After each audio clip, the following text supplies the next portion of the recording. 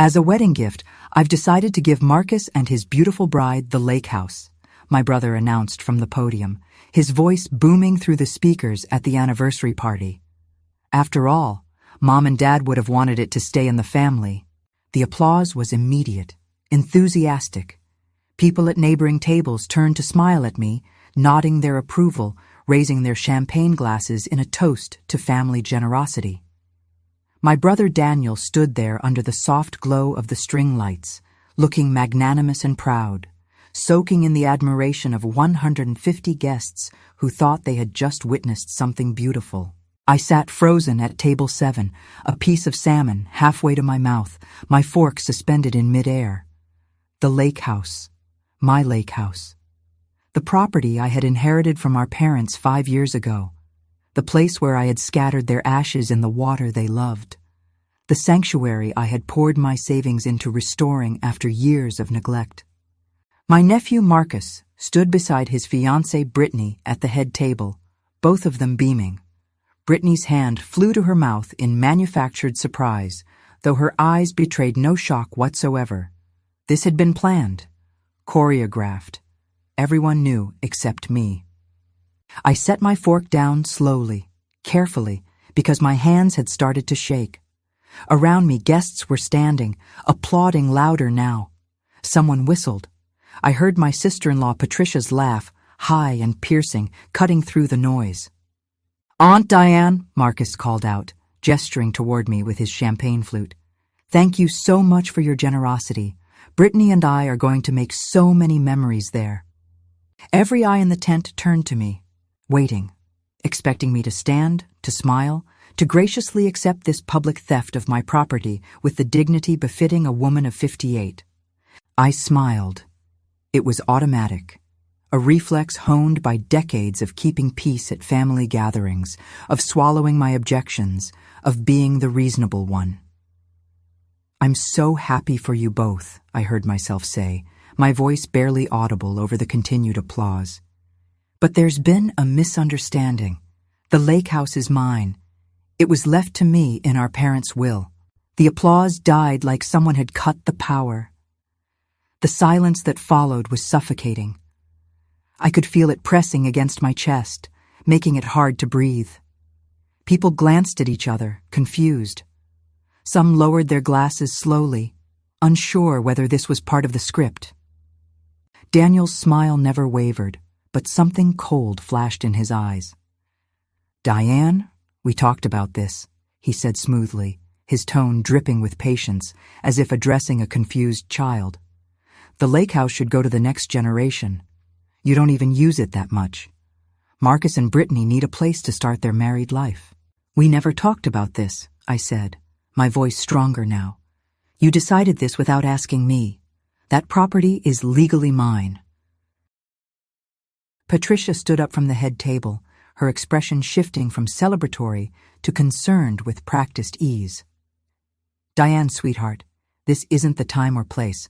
Let's discuss this privately later." "There's nothing to discuss," I replied, feeling something crack open inside me, something that had been building for years. "Daniel can't give away what he doesn't own. I'm sorry, Marcus, but the Lakehouse isn't part of your wedding gift." Brittany's face transformed.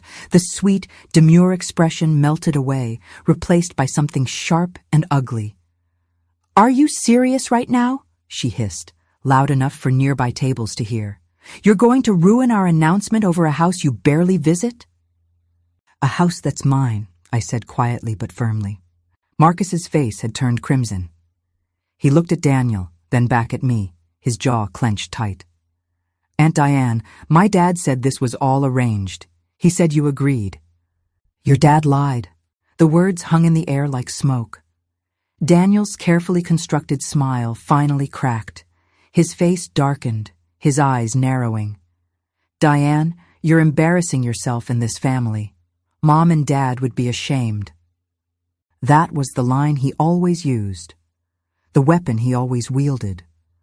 Our dead parents, invoked as judgment, as moral authority, as proof that I was somehow failing them. I had heard it at every family gathering for 5 years.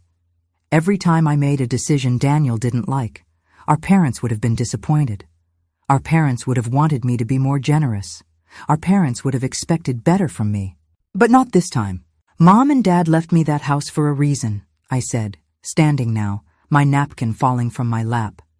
They knew what they were doing when they wrote their will, and I'm not giving it away because you decided to make a grand gesture with my property. I picked up my purse from the back of my chair. My hands were still shaking, but my voice was steady. I'm leaving. Congratulations on your engagement, Marcus. I wish you and Brittany all the happiness in the world, but you'll have to find somewhere else to live. I turned and walked toward the exit of the tent. The distance to the door felt like miles. I could feel every pair of eyes boring into my back. I heard the whispers starting, the scandalized murmurs, my name being repeated in tones of shock and disapproval. Daniel called after me, "Diane, if you walk out that door, don't bother coming to the wedding." I didn't stop. I didn't turn around. I just kept walking, one foot in front of the other, until I was outside in the cool evening air, until I was in my car, until I was driving away from the country club with my brother's voice still echoing in my ears. The tears came when I was halfway home. Hot, angry tears that blurred my vision until I had to pull over on the side of the road.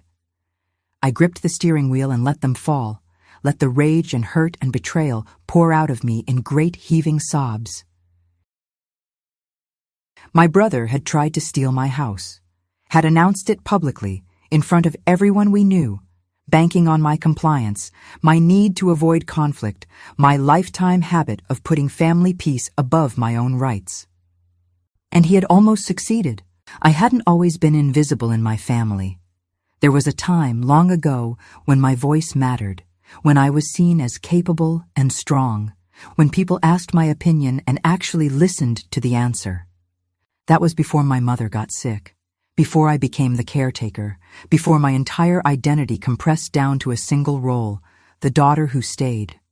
My parents, Robert and Catherine Mitchell, built their lake house in 1978, the summer I turned 12.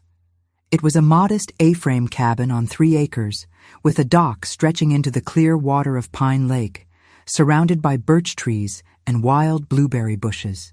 My father designed it himself, spending weekends and vacation days constructing it with his own hands.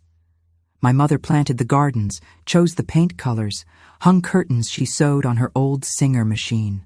Daniel was 17 that summer, already thinking about college, already pulling away from family life. He spent that summer working at a gas station, saving money for his future, barely visiting the lake house, except when forced to help carry lumber or hold a ladder. But I was there every weekend. I helped my father hammer nails and measure boards. I helped my mother plant roses and lay mulch. I learned which trees dropped acorns that needed to be swept off the dock, which birds nested in the eaves, how the light changed over the water at different times of day. The lake house was ours, a family sanctuary. We spent every summer there, every holiday, every chance we got. Daniel came less and less as years passed. He went to college, got married, had Marcus. His visits became obligatory, perfunctory.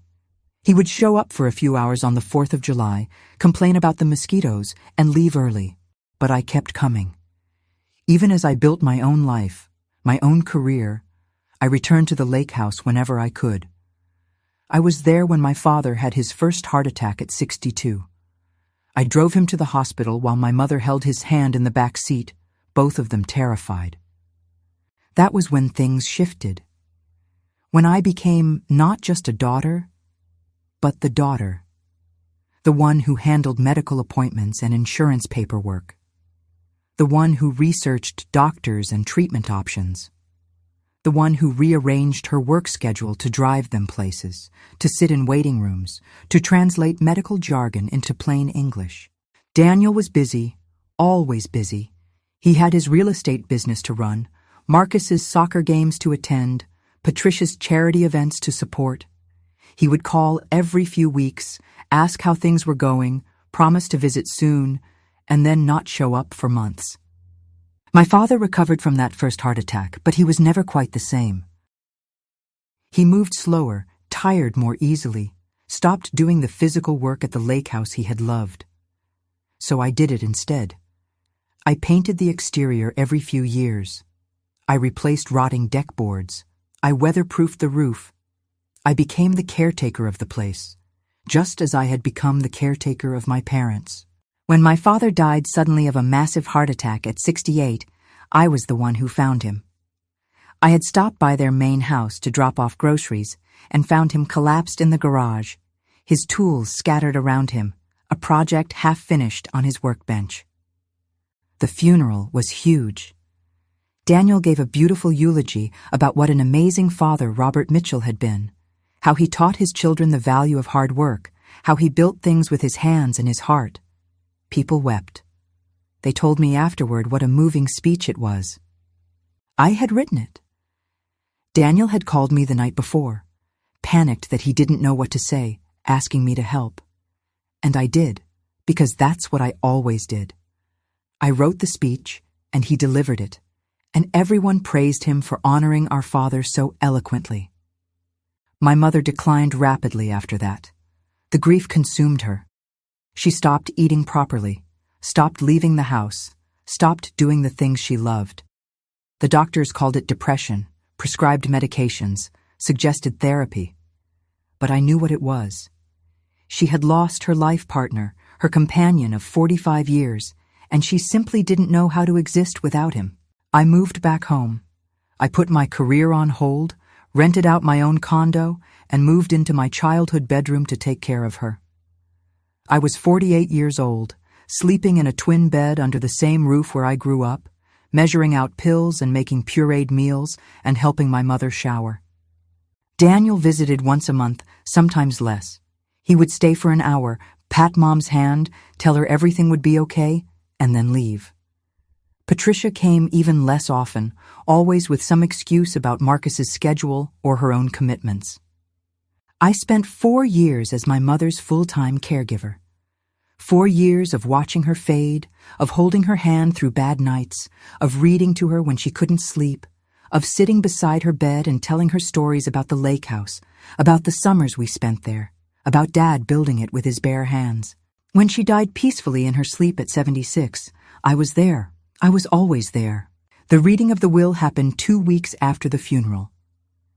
Daniel and I sat in the lawyer's office, a stuffy room with dark wood paneling and law books lining the walls.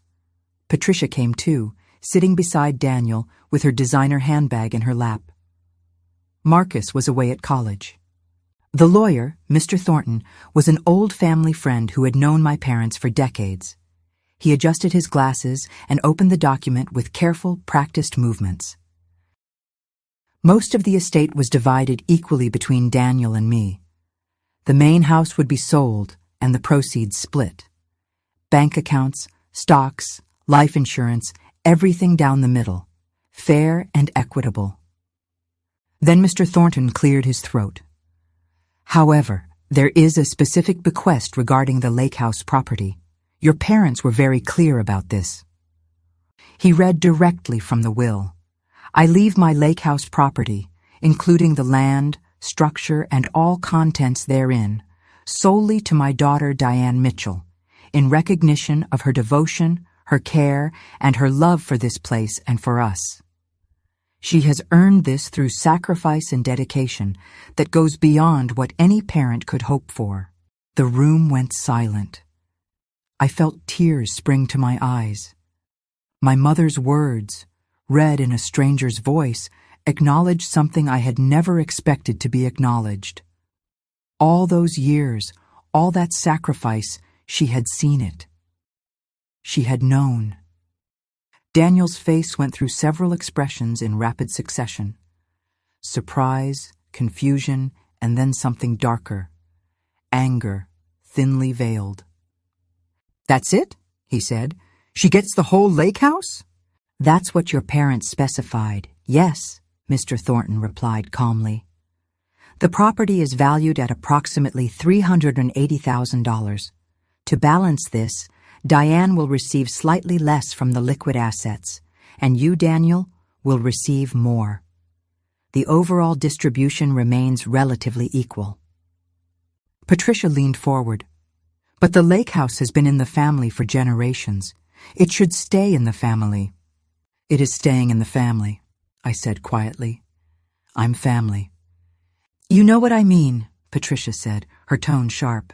It should go to the next generation, to Marcus. Your parents were very clear in their wishes, Mr. Thornton repeated.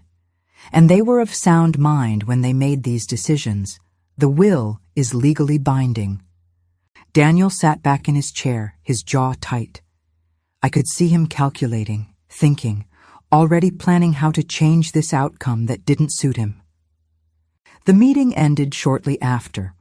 We signed papers, received copies of documents, and walked out into the bright afternoon sun. Daniel and Patricia stood by their Mercedes, speaking in low, urgent tones. I headed toward my car alone. Diane, wait, Daniel called. I turned. He approached with his hands in his pockets, trying to look casual, reasonable. Look, I know Mom had her reasons for doing it this way, but let's be practical. You don't need that whole property. Why don't we sell it and split the proceeds? We'd each get a nice chunk of change and then it's fair. Mom didn't want it sold, I said. She wanted me to have it. Mom was old and sentimental, Patricia chimed in, joining us. She wasn't thinking clearly about what made financial sense. She was completely clear, I replied, feeling my back stiffen. Mr. Thornton confirmed she was of sound mind. She knew exactly what she was doing. Daniel sighed, that long-suffering sigh I knew so well. Fine. If you won't sell, at least let Marcus use it. He's going to graduate college soon, start his adult life. He could live there rent-free, save money. It would be helping family. I'll think about it, I said, just to end the conversation, to get away from them. But I already knew my answer. The lake house was mine. My parents had given it to me. And after everything I had sacrificed, I was keeping it. The first time I went to the lake house after my mother's funeral, I went alone. It was early October, the trees ablaze with red and gold, the air crisp with the promise of winter. I drove the 2 hours from the city with the windows down, letting the wind whip through my hair, feeling lighter with every mile. When I pulled up to the property, I sat in my car for several minutes, just looking at it. The A-frame stood against the backdrop of the lake, its weathered cedar siding gray with age, the deck sagging slightly on one corner, paint peeling from the window frames. It needed work. A lot of work. But it was mine. I got out of the car and walked to the dock. The boards creaked under my feet, some of them soft with rot. The water was calm, reflecting the trees and sky like glass. I stood at the end of the dock where my father used to fish every morning, where my mother would sit with her coffee and watch the sunrise, where I had scattered both their ashes into the water they loved. Thank you, I whispered to the lake, to the wind, to whatever piece of my parents still lingered in this place. Thank you for seeing me. I spent that first day just walking the property, making notes on everything that needed fixing. The list grew longer with every circuit. Roof repairs, deck reconstruction, new windows, interior painting, plumbing updates, electrical work. The estimate in my head climbed past $50,000. I had the money. My inheritance, my savings, money I had set aside over years of careful planning. But spending it all on a house meant there would be nothing left for emergencies, for retirement, for the security I had always craved. I called Daniel that evening from the lake house, sitting on the sagging deck with a beer I had bought on the way. I'm going to restore this place, I told him. Really fix it up properly. That's going to cost a fortune, he said, and I could hear the TV in the background, the sound of a football game. Why not just sell it and be done with it? Because I don't want to sell it. Diane, be realistic. You're 53 years old. You can't maintain a property like that forever. What happens when you're too old to handle it? What happens when you need the money for assisted living or medical care? I'll figure it out when that time comes. Daniel sighed. You're being stubborn. Mom and Dad wouldn't want you to pour all your money into that place. Mom and Dad gave me this place specifically because they knew I would take care of it, I replied, feeling my temper rise. They trusted me to make my own decisions. Fine, do what you want, but don't come crying to me when you run out of money. He hung up. I sat there on the deck, looking at the stars beginning to appear over the lake, and felt something settle in my chest. Resolve. Determination. This was mine, and I was going to fight for it. I spent the next 2 years transforming that property. I hired contractors for the big jobs, the roof and the foundation and the plumbing. But I did much of the work myself. I learned how to replace deck boards, how to sand and refinish floors, how to install new light fixtures. I took out a small loan to cover the costs my savings couldn't reach. I worked overtime at my job to make the loan payments. I spent every weekend and vacation day at the lake house, working until my hands were blistered and my back ached. I replaced all the windows with energy-efficient double-paned glass. I tore out the old kitchen and installed new cabinets, new countertops, new appliances. I gutted the bathroom and retiled it myself, learning from YouTube videos and trial and error. I painted every room in colors my mother would have loved. Soft sage green in the bedroom, warm cream in the living room, cheerful yellow in the kitchen. I refinished the hardwood floors until they gleamed. I built new garden beds and planted roses like the ones my mother used to tend. The dock was the biggest project. The whole structure needed to be rebuilt from the posts up. I hired a local contractor who specialized in waterfront work. It cost $8,000, money I didn't really have, but I did it anyway because my father built the original dock, and I wanted to honor that. Daniel never visited during those 2 years. He would call occasionally, usually to suggest again that I sell the property, that I was wasting my time and money, that I should be practical. Patricia posted passive-aggressive comments on Facebook about family heirlooms being locked away and some people forgetting what family means. Marcus called once, asking if he could bring some friends to the lake house for a weekend. I said no, explaining that I was in the middle of renovations and the place wasn't ready for guests. He got angry, said I was being selfish with the family property. It's not the family property, I told him firmly. It's my property. Your grandparents left it specifically to me. Yeah, because you manipulated them, he shot back. Everyone knows you only took care of them so you'd get something in the will. The words hit like a physical blow. I hung up without responding, my hands shaking with rage and hurt. That's what they thought. That's what they believed. That I had spent 7 years caring for my dying parents out of greed rather than love. I blocked Marcus's number after that. I didn't need his poison in my life. When the restoration was finally complete, I threw myself a private celebration. I bought an expensive bottle of wine, made myself a nice dinner, and sat on the brand new deck watching the sunset over the water. The lake house was beautiful. Better than it had ever been, even when my parents first built it. Every board, every nail, every coat of paint represented my work, my vision, my love for this place.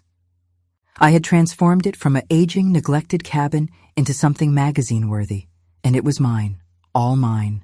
I took a photo of the sunset and posted it on Facebook with the caption, "Finally home." Within an hour, I had dozens of likes and comments from old friends and former co-workers, all saying how beautiful it looked, how talented I was, how lucky. Patricia commented, "So glad the family lake house is being put to good use. Can't wait to visit sometime." I deleted her comment and blocked her too. The harassment started slowly, almost imperceptibly, like water eroding stone. A comment here, a suggestion there, always framed as concern for my well-being, always packaged as family looking out for family. Daniel called on a Tuesday evening, 6 months after I finished the renovations. "Hey, Diane, how's the lake house?" "Beautiful," I said, stirring pasta on my stove, phone wedged between my shoulder and ear. "I'm actually thinking about staying out there full time, maybe renting out my condo." Silence on the other end. Then, carefully, "That's pretty isolated. You'd be all alone out there." "That's kind of the point." "I just worry about you," he continued. "What if something happens? What if you fall and hurt yourself and no one's around to help?" "I'm 55, Daniel, not 90. I can take care of myself." "Of course you can. I'm just saying it seems like a waste to have that whole big property for just one person, especially when Marcus is going to need a place soon." There it was, the real reason for the call. "Marcus can get an apartment like every other young adult," I said, my grip tightening on the wooden spoon. "He can't afford rent on an entry-level salary. The market is brutal right now. And that lake house has 4 bedrooms just sitting empty. It would really help him out." "The answer is no, Daniel. You haven't even thought about it." "I don't need to think about it. It's my house." Another sigh, this one heavy with disappointment. "Mom and Dad would want you to help family." I hung up without responding. He called back twice. I didn't answer. 2 weeks later, Patricia showed up at my condo unannounced. I opened the door to find her standing there with a fruit basket and a smile that didn't reach her eyes. "I was in the neighborhood," she said, though we both knew she lived 30 miles away. "Thought I'd drop by." I let her in because refusing would have been too obviously hostile. She set the fruit basket on my kitchen counter and looked around my condo with the same appraising gaze she'd given the lake house renovation photos online. "This is a nice place," she said. "You could get good rent for it." "I'm not looking to rent it out anymore," I lied. "I changed my mind about moving to the lake full time." "Oh, that's your decision." She poured herself a glass of water without asking, made herself comfortable on my sofa. "I actually wanted to talk to you about Marcus." I figured. He's really struggling, Diane. He graduated with so much debt, and the job market isn't what we thought it would be. He's working as a junior accountant, making barely $40,000 a year. After taxes and his student loan payments, there's nothing left. "That's tough," I said, remaining standing, making it clear this wasn't a social visit I welcomed. Brittany's in the same situation. They want to get married, start their lives together, but they can't afford a wedding or a place to live. They're both still living with their parents. It's humiliating for them. Most young couples start out with roommates or small apartments. They'll figure it out. Patricia's expression hardened. The lake house would solve all their problems. They could live there rent-free, save money, pay off their debt. They'd take care of the property, maintain it for you. It would be helping family. "No, you're not even using it full time. You're there maybe 1 weekend a month. Why are you being so selfish about this?" "Because it's mine," I said, my voice rising despite my efforts to stay calm. "My parents left it to me. Not to Daniel, not to Marcus, not to the family. To me. And I get to decide what happens with it." "Your parents would be so disappointed in you," Patricia said, standing now, her voice icy. "All they talked about was family staying together, helping each other. And here you are, hoarding property while your nephew struggles." "Get out," I said quietly. "Excuse me?" "Get out of my home now." Patricia grabbed her purse, her face flushed with anger. "You're going to regret this. Family doesn't forget these things, Diane." She slammed the door on her way out. I stood in my living room, shaking, the untouched fruit basket mocking me from the counter. The campaign intensified after that. Daniel started showing up at the lake house unannounced, always with some excuse. He was just passing through on a business trip. He wanted to check on the property. He needed to get something from the shed that had supposedly belonged to Dad. Each time, he would walk through the house, commenting on all the space, all the empty bedrooms. What a shame it was that no one was using them. He'd stand on the deck and talk about how Marcus used to love fishing off this dock as a kid, how it would mean so much to him to make new memories here. I started locking the gate. Daniel called, outraged. "You're locking me out of our family's property?" "My property," I corrected. "And yes, you need to call before visiting from now on." "This is insane. You're acting like we're strangers." "You're acting like you have some right to my house. We're not strangers, Daniel, but we're not co-owners either." He hung up. The next day, I got a call from our Aunt Helen, Dad's sister, who I hadn't spoken to in 3 years. "Diane, honey, Daniel told me you're having some trouble." "I'm not having any trouble. He said you're being very territorial about the lake house, very unlike yourself." I closed my eyes, pinching the bridge of my nose. "Did he also tell you that Mom and Dad left the lake house specifically to me? That it's legally mine and has been for 3 years?" "Well, yes, but family is family. Surely you can share." "I'm not sharing my house, Aunt Helen." "That's very selfish of you. I'm surprised at you. You used to be such a sweet girl." I hung up on her too. They called in reinforcements after that. Cousins I barely knew. Old family friends, my mother's bridge club members, all of them calling or messaging me with the same script. "I heard about the situation with the lake house. Family should help family. Your mother would have wanted you to share. Don't you think you're being unreasonable?" I stopped answering my phone unless I recognized the number. I stopped checking Facebook because the comments and messages were relentless. I blocked half my extended family on social media. At my job, where I worked as an office manager for a small architecture firm, my boss pulled me aside. "Are you okay, Diane? You seem stressed lately." "Family issues," I said vaguely. "Anything I can help with?" I almost laughed. "Not unless you can make people understand the concept of personal property." But the worst was yet to come. 3 months before Marcus and Brittany's engagement party, I received a certified letter at my office. My hands shook as I signed for it, somehow knowing before I even opened it that this was going to be bad. Inside was a legal document, a lawsuit filed by Daniel Mitchell against Diane Mitchell, contesting the will. The claim was that our mother had been unduly influenced during the final months of her life, that I had manipulated her, isolated her from other family members, and coerced her into changing her will to benefit myself. The suit sought to invalidate the specific bequest of the lake house and force the property to be sold and divided equally between Daniel and me. I sat at my desk, reading the document 3 times, unable to process what I was seeing. My brother was suing me, actually suing me, claiming I had abused our dying mother for financial gain. I called the lawyer whose name was at the bottom of the filing. He answered on the second ring. "This is Jeffrey Brennan." "This is Diane Mitchell. I just received a lawsuit filed by my brother." "Ah, yes, Ms. Mitchell. I'm sorry it had to come to this, but my client feels very strongly that the will was not properly executed and that you engaged in elder abuse." "Elder abuse?" My voice came out strangled. I cared for my mother for 4 years. I gave up my career, my life, everything to take care of her. That's actually part of the concern. The level of control you had over her in her final years raises questions about whether she was truly able to make independent decisions. This is insane. If you'd like to settle out of court, we're prepared to negotiate.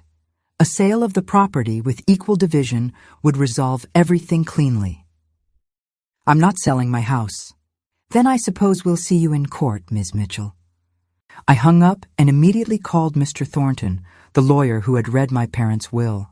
He remembered me, listened to my frantic explanation, and agreed to meet the next day. In his office, he reviewed the lawsuit with a furrowed brow. "This is weak," he said finally. "Very weak. I knew your mother well. She was completely lucid when she made this decision, and I have extensive notes documenting that fact. She specifically told me she was leaving you the lake house because of everything you'd done for her and your father, and because she knew you loved the property." "Can Daniel actually win this?" I asked, my voice small. "Highly unlikely, But he can make it expensive and time-consuming for you. That might be the point, to pressure you into settling. So what do? You fight. You document everything. You gather evidence of your mother's mental state, her clear intentions, the work you put into the property, and you prepare for this to get ugly. It got ugly. The invitation arrived in my mailbox on a Saturday afternoon, cream-colored cardstock with gold lettering. You're invited to celebrate the engagement of Marcus Mitchell and Brittany Summers. The party was at Rolling Hills Country Club, the same place where my parents had celebrated their 40th wedding anniversary, back when our family actually liked each other. I stared at the invitation for a long time, debating whether to throw it away or respond. Despite everything, the lawsuit, the harassment, the cruel accusations, part of me wanted to go. Marcus was my nephew. I had held him as a baby, attended his school plays, cheered at his baseball games. I had loved him once, but that was before he started calling me selfish, before he joined his parents in their campaign to take my house. I almost didn't go. I had the RSVP card filled out with regretfully declines when I changed my mind. If I didn't go, it would be seen as proof that I was the bitter, selfish aunt they were painting me as. If I went, I could hold my head high, show them I had nothing to hide, nothing to be ashamed of. So I checked the accepts with pleasure box and mailed it back. The lawsuit was still pending when the party date arrived. My lawyer had filed a motion to dismiss, arguing that the case had no merit, but the judge hadn't ruled yet. In the meantime, I was bleeding money on legal fees, spending my evenings gathering documentation and losing sleep over the constant stress. Daniel and Patricia hadn't spoken to me directly in 2 months. All communication went through lawyers. But family gossip traveled fast, and I knew exactly what they were saying about me. That I was vindictive, greedy, that I had poisoned our mother against her own son, that I was tearing the family apart over a stupid house. I bought a new dress for the engagement party, something elegant but not flashy. Wine-colored silk that fell to just below my knees, paired with simple black heels and the pearl necklace my mother had given me. I wanted to look put together, confident, like a woman who had nothing to apologize for.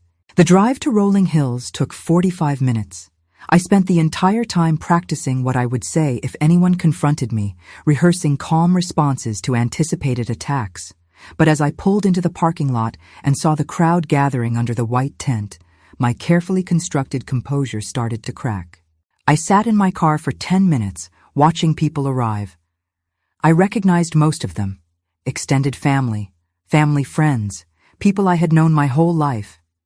People who had probably already chosen sides in this family civil war. Finally, I forced myself to get out of the car. The evening was beautiful, warm but not too hot, with a gentle breeze carrying the scent of the rose garden nearby.